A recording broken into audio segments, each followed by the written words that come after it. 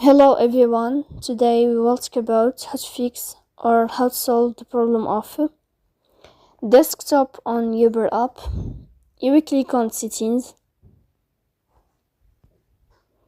In this page you can click on apps, default apps, app settings.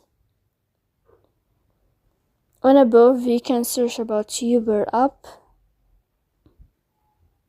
You will write Uber and you will enter.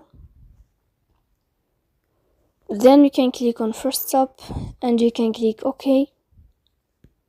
After that you will enter to the window of storage. Here you can click clear cache. In the end you can turn off your phone and you can turn on your phone again.